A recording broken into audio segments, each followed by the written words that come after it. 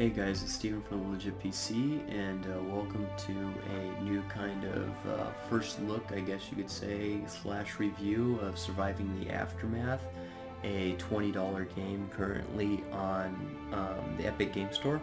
So sorry my voice is a little messed up. I'm a little under the weather, but most of my speaking ability has returned. So I wanted to cover this game before as early as possible so it gets the coverage that it needs to continue going.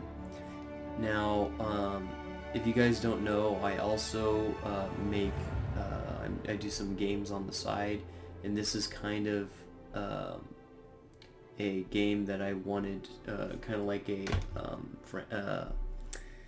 genre that I wanted to get into, which is builders. And I've been big into builders. I played Rise of Nations, Rise of Legends, something like the RTS, Army Men, RTS. I played some of the Settlers, and I'm excited for that new game to come out at the end of 2020. I played many games. I showed you guys the Frostpunk is one of them. I showed you guys Surviving Mars, that's another one. There is a lot of builder games. Now this is an interesting one that I've never tried. So Surviving Aftermath, I believe, is the first project from these developers. It is published by Paradox Entertainment, and it's a post-apocalyptic builder. Now, very interesting concept here, and I will show you guys there so you can see your Paradox. So basically you are this leader of the society. It's very similar to Frostpunk, except for the cold is not really an issue. So what I suggest is, not what I suggest. So it's a little different in that respects. So what you have is you have these natural disasters and some other random events. But this game is very recent.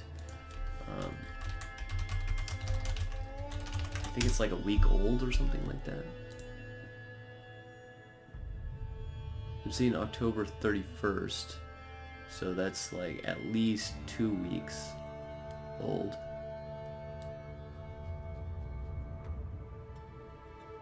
So I'm gonna say it's at least probably no more than a month old, 2 to 3 weeks old. Now, the developers do look like they're very into the game, and actually this is one of the games where it has a very nice setup for, obviously it's early access right now, they're still working on it. This is the first update number 1, the colony. They plan on further releasing. I can't speak to that because they've only done one update, but I think that they'll do that. I don't know them personally, so I can't say for sure that that's going to happen, but I think that that's what's going to happen. So the trailer was really cool. I saw it on there. I was looking for another builder so that I could do some stuff on the side as well, so, something new to kind of try, as well as Frostpunk and also Surviving Mars. And so I found this game. Install was less than 5 gigs. It was like 4.5 gigs. So good on the install. Audio is good, and I think it has an interesting premise. So settings, graphics turned all the way up. I do notice that when I am out of full screen, one of the instant ticks right now is full screen windowed, but when I'm out of full screen and I'm doing CAD in my second screen, which I have a 23-inch screen now, so this now is a 144 hertz screen. I still don't have a DP plug, display port, so I can't push the 144 with G-Sync yet. So I'm just pushing the 60 hertz right now, but this is a new 25-inch, and then which is the AOC FreeSync, but is G-Sync compatible by NVIDIA. One of those ones. This is the cheapest one, 190 bucks or whatever.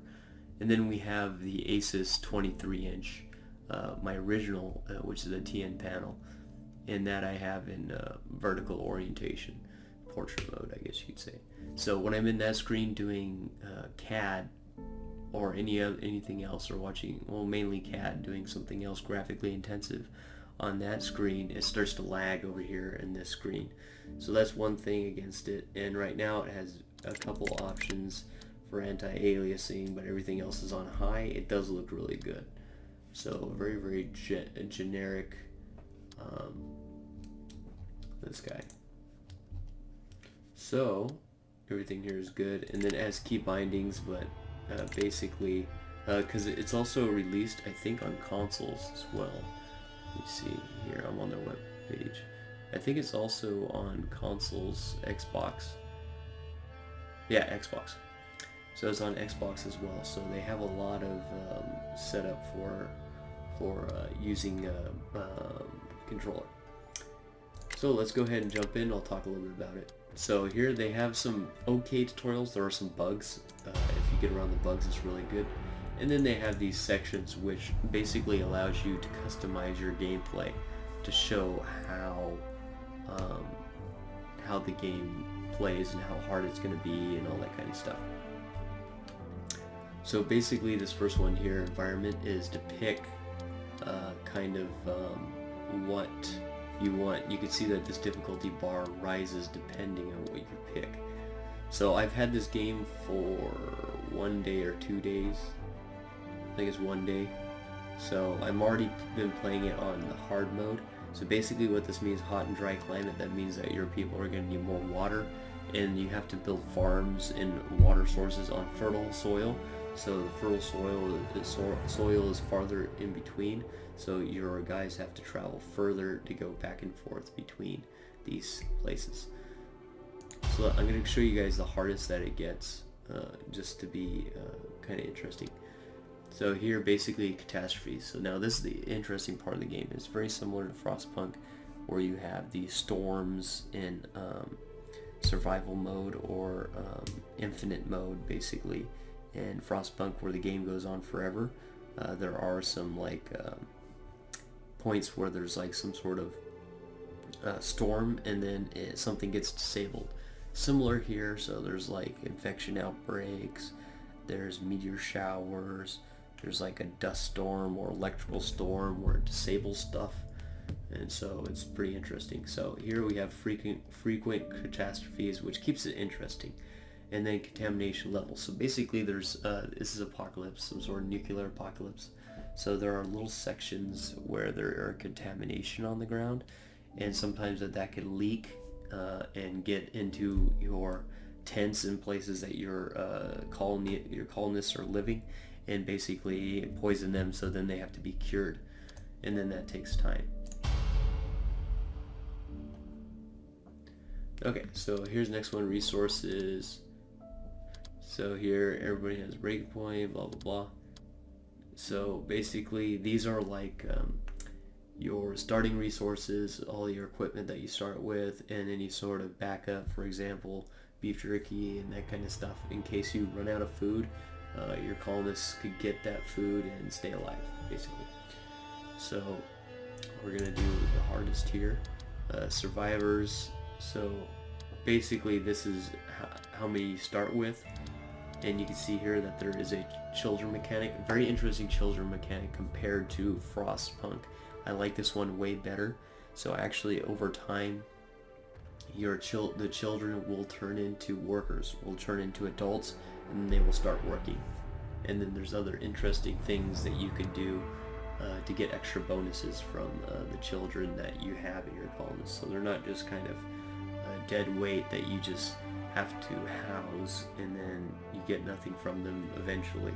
This is something that where you house them, you feed them, you do all that stuff, and eventually you get something out of it. So it's kind of interesting. So as you go further down the hardness level, obviously 1 is least hard, 2 is harder, 3 is the hardest. You can see that you get less people starting out. So now you can see your difficulty is up to 72%. So here, this is talking about so there's actually a world map that is the second part of the game, which allows you to go with some of these specialists, which are basically your heroes, I guess, in the game. So it's very similar as in Frostpunk. Frostpunk also, you had a world map. So these guys could go out and explore the world around them and go through different places there to get different places that they find to get different resources, and sometimes fight different bandits and stuff like that need to be fought in order to get the resources that are necessary. So for example, you go out there and you'll find like steel or concrete or plastics or fabrics, or the most well, there's other ones. There's like medicine, iodine pills to treat radiation, and one of the most important ones, which is the research, which is basically research points to work on the resource tree. So basically here it says it's apocalypse, so you don't have as many resources, and also more of the places are guarded rather than you just being able to walk in and get something and then get out. Here. So basically this is when people show up to your gate, a gate something that you construct, and when you construct that gate, people come up to the gate and they either want to trade or they want to join or whatever, or they want to have some sort of cause some mischief or whatever. So basically this picks what you want here. So here it says anything is coming, suffering, or success. So either somebody come and damage, or you get somebody that's friendly. And then here is just kind of where you could select different things. So here you can pick your different logo for the banner on your gate. There's not really any playable benefit. I'm not even sure. So here you could change this or randomly generate something. Right. You go Lopulus.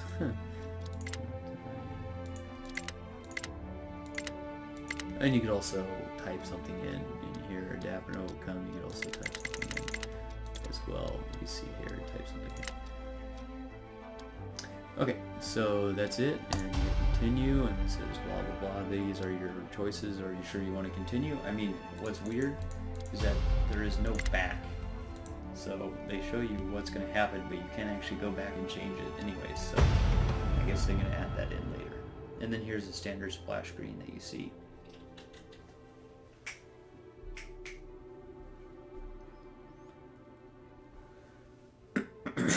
Cat's over there scratching the wall. Alright, so let's go ahead and start the game. And here obviously I turned the volume down, so down to like 20% so you can hear. So basic controls, you actually have to click to move around. You can't just move around the cursor or whatever, you have to click and move. And then you have rotate by hitting center mouse wheel, zoom in and out with center mouse wheel, and then right click doesn't really do anything. So yeah, so you have the funny thing is you have the same thing as with Frostpunk, where you have play, slightly fast forward, or super fast forward. Then you have menu, radio stations, which is the background music, statistics, build menu, specialists, tech tree, and help. Really the only three that you use is build menu and tech tree. The only two, build menu and tech tree. And then at the top you have all your resources. So in this game you have two types of workers.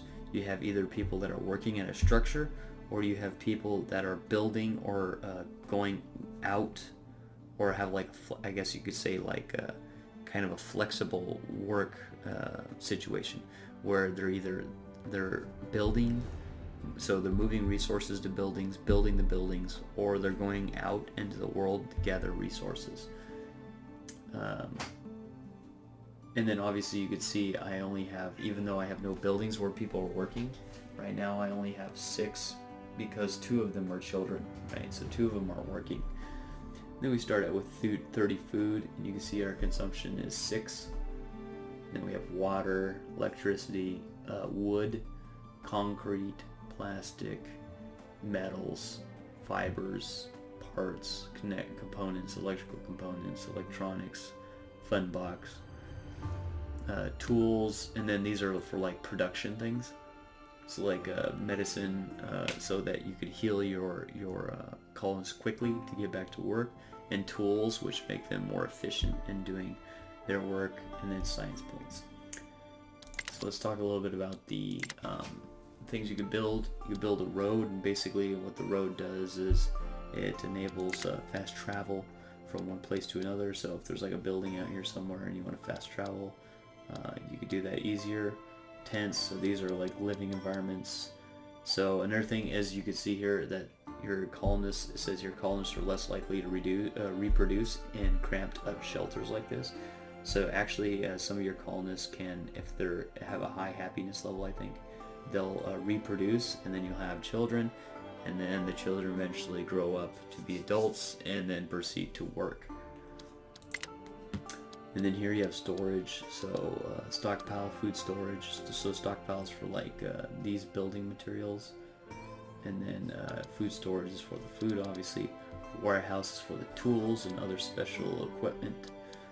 And then you have different ways of food, and then all of these can be expanded in the tech tree. So trapper, fishing hut, small field, are 3 different things. Trapper needs to be by trees, fishing hut needs to be by water, small field needs to be on fertile land like this land here. It can't be on this barren desert.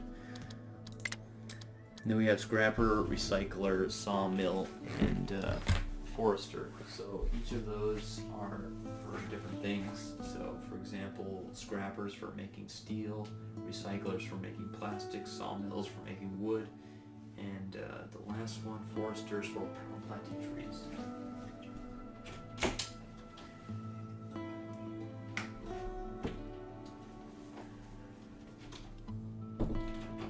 Sorry about that. I thought my cat wanted out, but I guess not.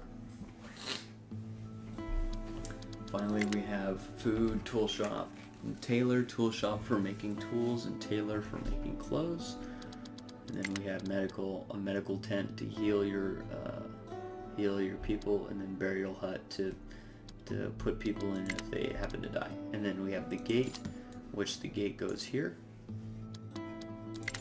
And then we have different decorations. Now for the last thing before we get going, there's a tech tree, or talks about these different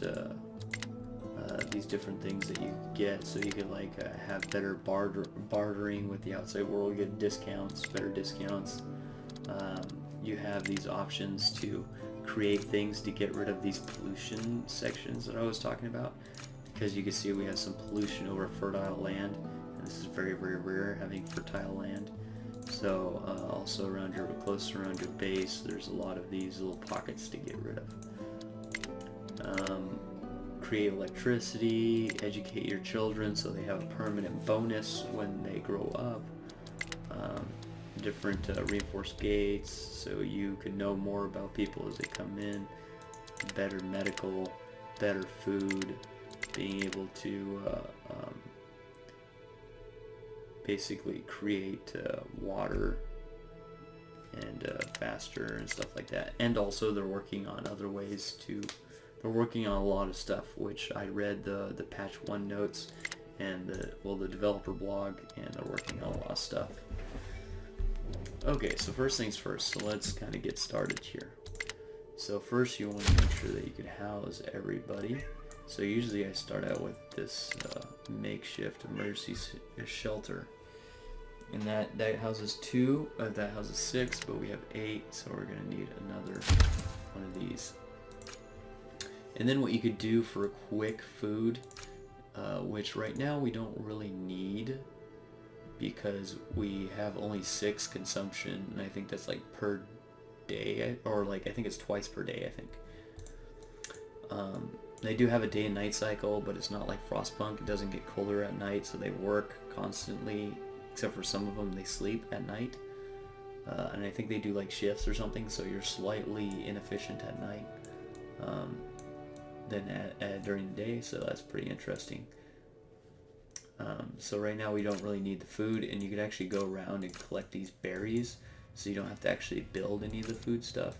You just have to be ready later on, and they do say that if you feed them only vegetables, they will get they won't have a full diet, and they will start to get problems. So yeah. So we're going to leave that right here, and basically what you have is you have this work area which you put over certain sections, and you can enlarge it by holding, as you can see down here, hold left control and then use the mouse wheel.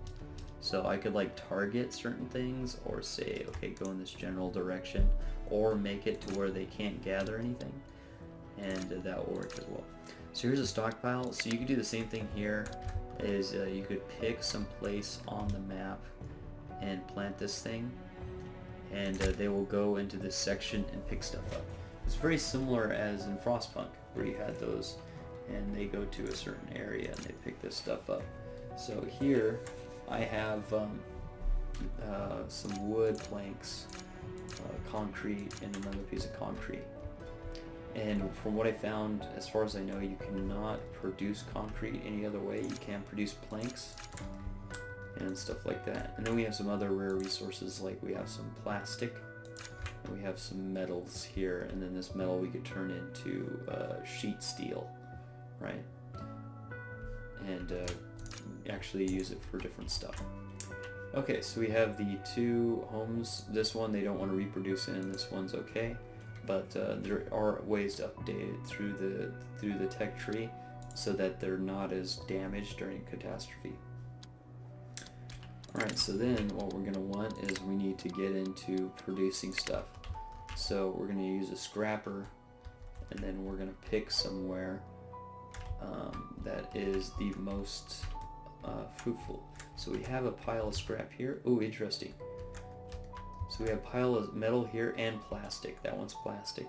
And the same thing here. We have a pile of metal here, and we have a pile of plastic. So that's really nice. This one's on fertile ground. This is fertile ground here, but this is also on barren ground here. And they're about the same distance, but this has got a whole bunch of junk over here. This one's got a little bit of junk, but not a lot. So the reason why I'm worried about the junk is that we have to build stuff around it. So let's see, plastic deposit, we have metal here, plastic, metal, plastic, plastic. In my last game, this is randomly generated world, by the way. In my last game I had a piece here, and there's two plastic piles in the same spot. So that's really good, because eventually this resource does run out, and then you have to kind of deal with that in your own way, I guess you could say. So let's do that, and then let's build a road between these two sections here. And same deal with the road, they have to build it. And the one thing that I do not like right now is you can see that the road is very linear, if you can see here. So like, obviously, if you know anything about geometry, a right angle, so full right, for example here, full right and then up, that's the slowest way to travel somewhere. So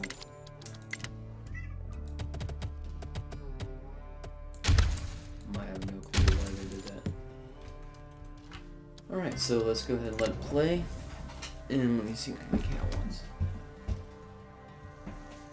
My cat should really go outside if she's going to be meowing like that. So here we're going to go ahead and get started.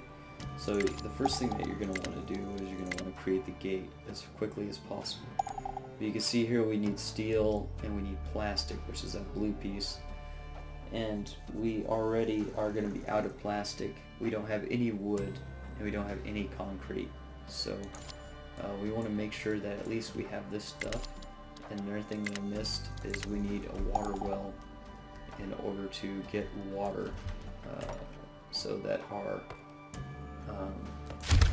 colonists don't die, basically. So these ones, so what do we need here? We need just wood and concrete. So then there's also a priority selection where you go here and make the priorities lower. So we're going to want this to be on a high priority. And then you can see that a lot of people, because we have these guys, the colonists, that are not employed at a certain spot, they all can go and get resources from this section. But you can see because I don't have any roads over here, it's very difficult to get all this stuff quickly. But there's not a whole lot of resources in each of these sections, so they clear up pretty quickly, so there's no real point of making a road go there. So let's go ahead and increase speed of the game so we could get to where we need to go, maybe even double speed. You can see the day progressing down here. This one, this should have been low. This one's low. Whatever, we built it. Okay, so now we have a guy now working on that. And hopefully, okay, they finish the 2 places. So we have water shortage, production 0, consumption's 8, so we need to get this. So basically, I have a little bit of storage. You can see the storage is dropping by the second here. 28 out of 300, so they need to build this before, because basically they're going to start to die of thirst. Now it's 0, so they're going to start to die of thirst here in a second. It's nighttime now, so you have kids, you got guys here playing around. I don't know what they're doing.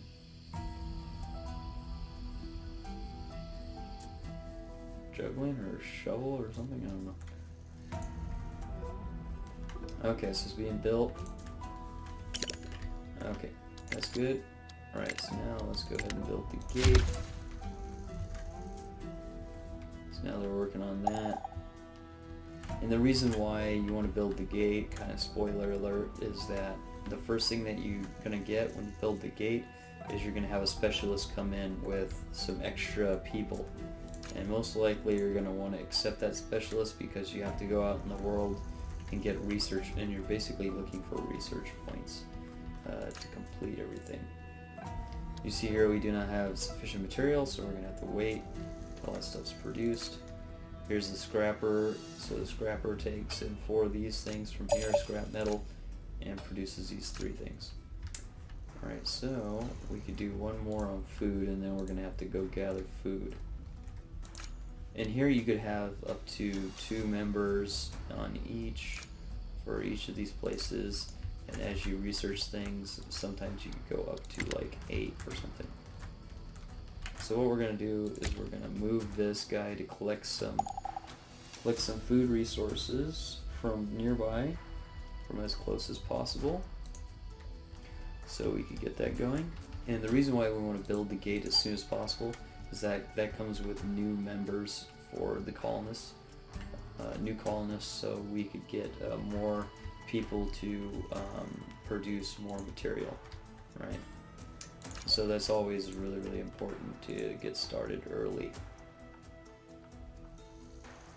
And then as we start to consume these berries, we're going to want to, so now we have the gate built, and you'll see, yep, pops up. Okay, so let's see, and this is randomized each time, so it's very interesting who you get. So this is your specialist here, named Rose. Born and raised a natural fast talker, she's the type of person who wraps it around her finger without noticing. She picks up the family trading business with ease, as well as doing just fine for herself before the catastrophe.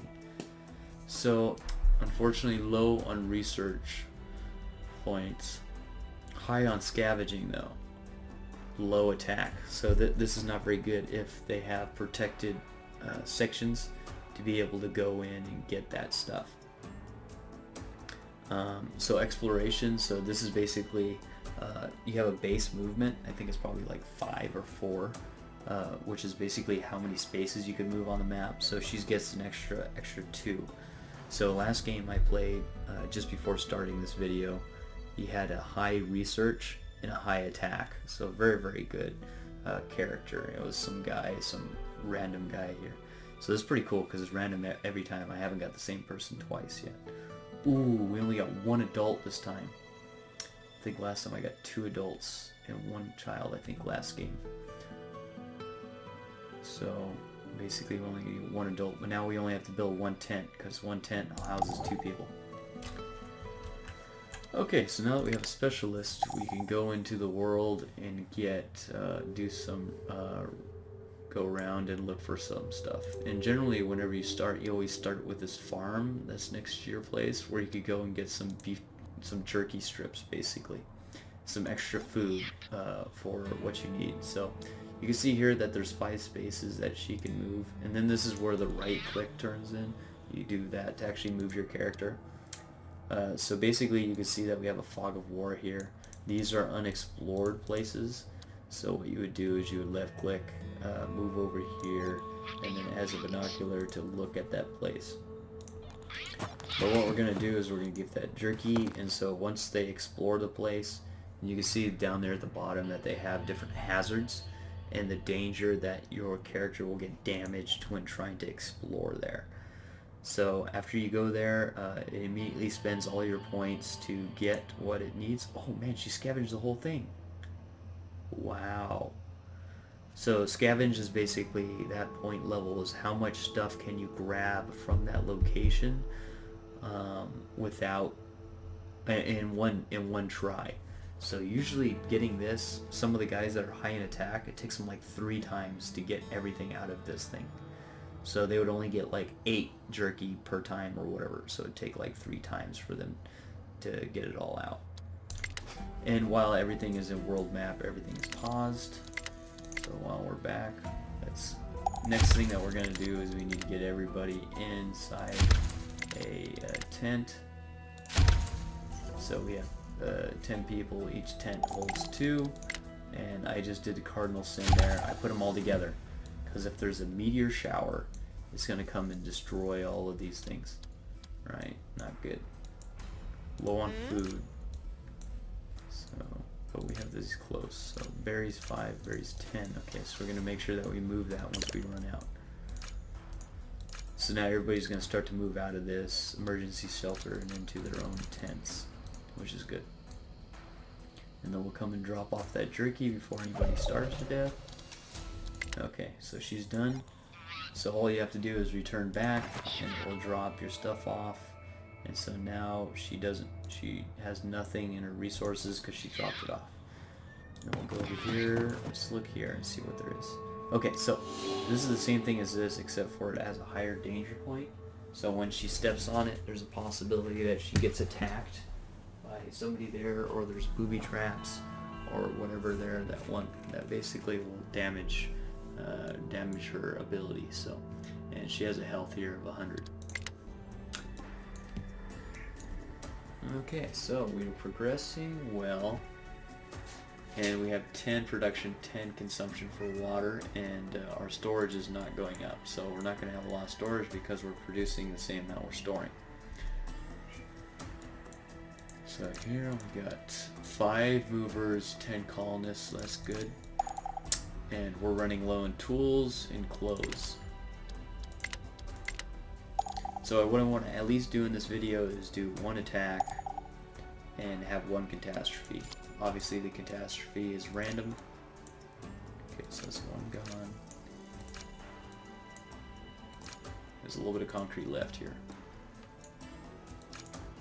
Another thing, so it has these bugs. It has this bug button, which I've been using a lot. So this is how you submit bugs. One of the things I need to submit is this song. If you're doing this station, it has a little buzz. It literally sounds like my phone when it vibrates. So it's caught me at least 10 times thinking I have a text message. So that's another thing. Another thing is that there is bugs in this game. So another example of a bug is when I load in, sometimes into a saved game, my characters will just be running in place and I can't do anything about it.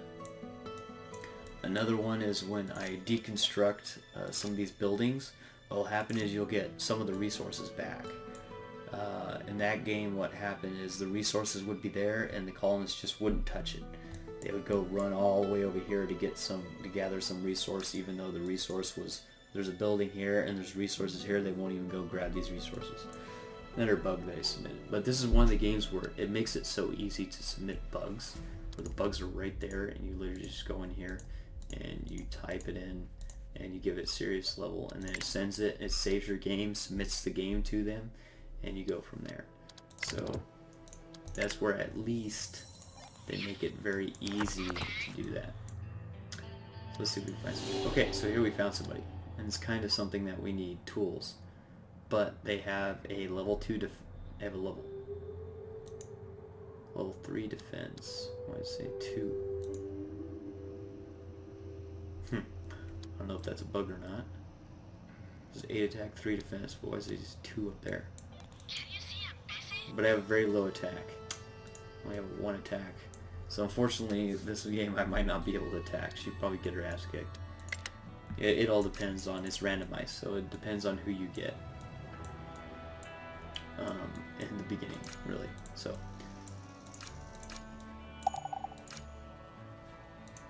And the berries are gone. So, let's go over here into the base, collect these. I think this is pretty much gone. Oh, here we go, we got a merchant. Oh, it's this guy with the funny looking van. I don't have anything for him. So this is where that selection at the beginning will make a difference. For example, you could say, hey, that you're better at bartering or whatever. So, it'll make these cheaper. So for example, here I give him 17 potatoes and I get 26 sheet metal, or I give them 11 wood and I get 6 parts, which is very, very rare. Or I hear 15 venison, which is meat, and you get 160 research points. That's massive. 160 research points is about one level 1 research. About a level 1 research, about 100. Here are 8 tools for 12 pieces of wood. This is not planks, but pieces of wood from, yeah, for cutting down trees or whatever. So he's going to take off.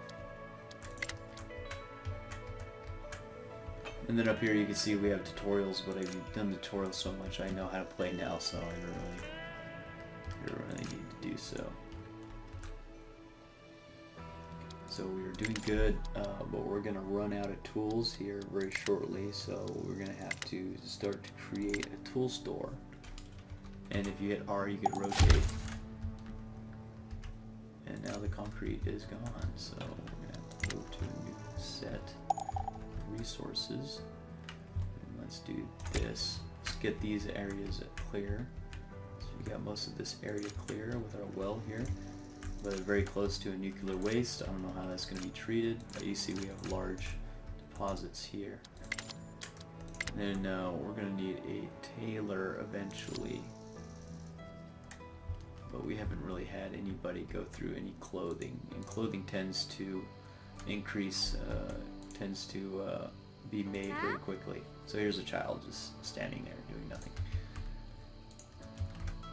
But hey, that's just kind of what they do. So another thing that we're going to want to build just for later, we don't have any injured people, but we want to build a medical post.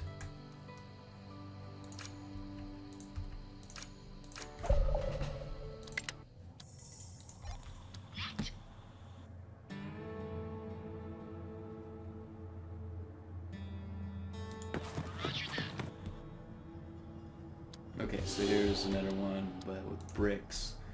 I'm looking for research points or something that I really, really need. Oh, and then here's like a thing that you have at the beginning. So I have 1 tool and 2 clothing.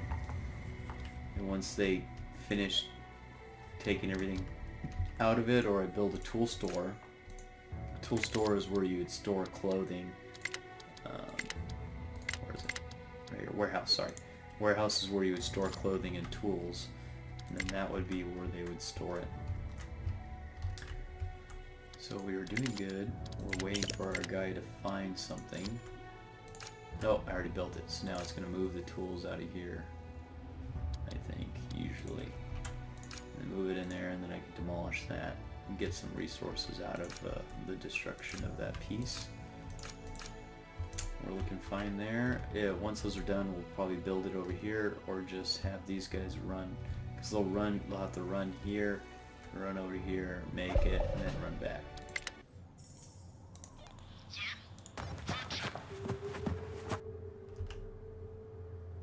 What? Aww. I made her run too far. Should have ran here. That's okay. We're in fast forward, she'll come back quick. Waiting for a catastrophe. Sometimes a catastrophe happens very quickly, For example, the last one I had, oh, there's a bone break. Injured. Luckily, we're building a medical tent. Have him back in a jiffy.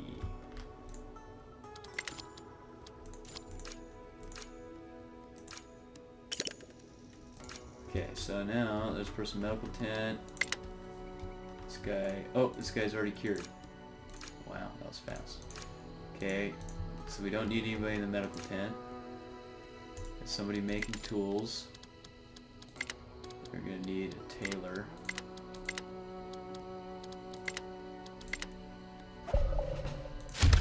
Specialist ready again.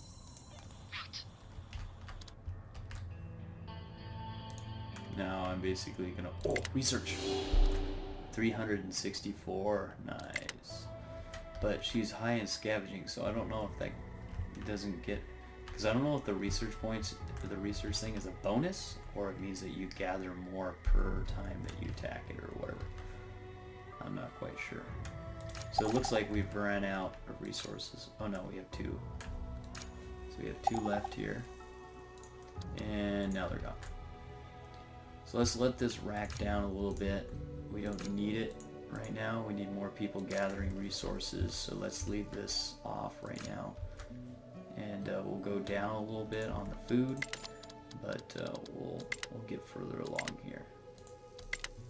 And then eventually we're going to need to build some of these guys, the trapper and the fishing hut. So let's look around the world while we're doing this.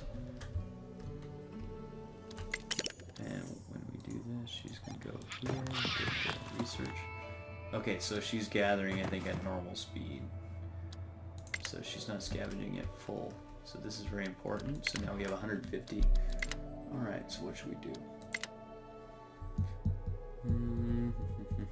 So this one, basically, you could create these meals, but then you have to do firewood to keep the cookhouse going. So this is at least 2 members of your colonists to get that going.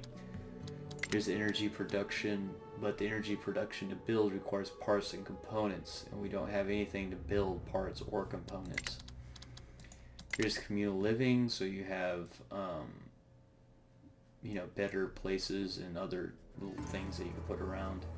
So now you have, instead of 2 people per facility, you have 3, and instead of that emergency shelter, instead of having 6, you have 8. And then here you have a general storage, so you can store everything in there, but we could build forward to hazmat engineering to basically clear up the nuclear waste. But in order to do that, we need energy, which means that we need to build this. And in order to build this, in order to get parts, we have to build this to get parts. So it's very, I think that that's one of the things that they need to clean up. This is very convoluted here, unfortunately, on getting this to work. We get bartering, we get this trade center, whatever. So what I'm thinking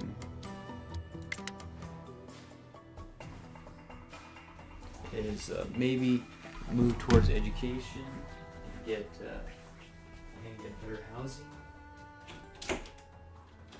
Because as far as I know, the only thing that you could use to create components, which are those electrical components, is to find them in the world.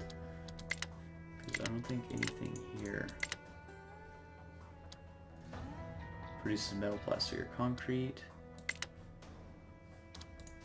So that's the way to go to production. But as far as I know, there's no way that you could create components unless you barter for them or you find them in real life. So here is pretty good for having the, so basically this is where you can put kids in there, and then when they start to produce, when they're adults, they get a production bonus, they're faster. So that's one thing. Or energy production, and then eventually go into industrial mining. So, I mean, eventually you have to create this, because eventually the world is going to run out of parts, basically. And so you're going to need concrete, plastic, and metal, because there's going to be no way that you can go to get it. And when these catastrophes happen, it's going to destroy your stuff, and eventually you're going to lose. But you're also gonna need food, and food is where most of your people are gonna go, because then you need, you know, multiple. You're gonna need trappers. You're gonna need fish. You're gonna need farms. And usually farms are the biggest.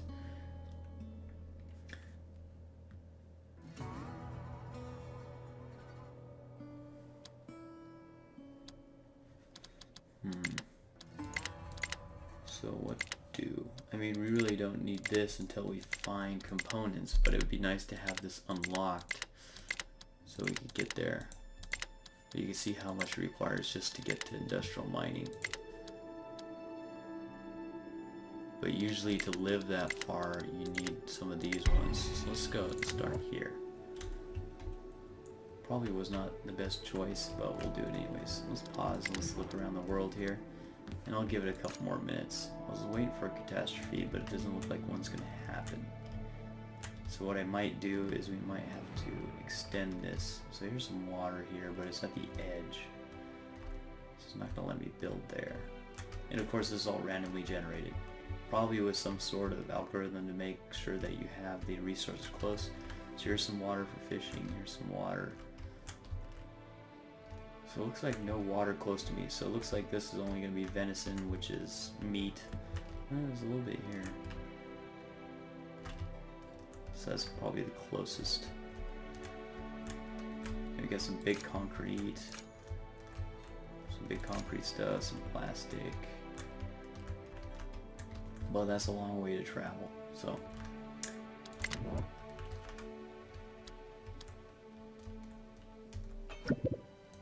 Ooh. Okay, so here's kind of the same thing as like, what's it called? Frostpunk, which is these guys, they want to do something. Oh, I've never seen this one before.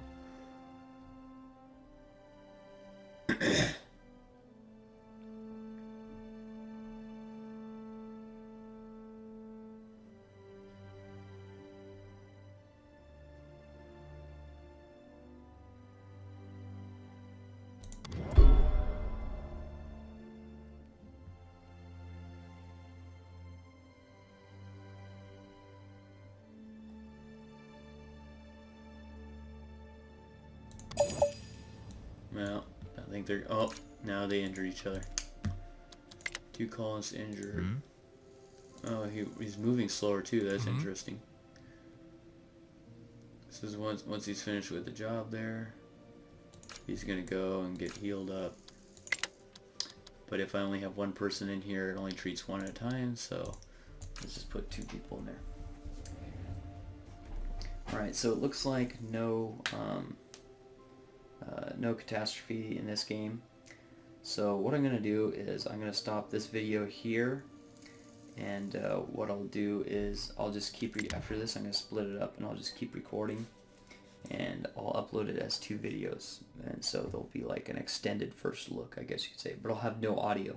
I'll probably just mute myself, and I'll be working in my secondary screen while this thing is progressing to kind of show you.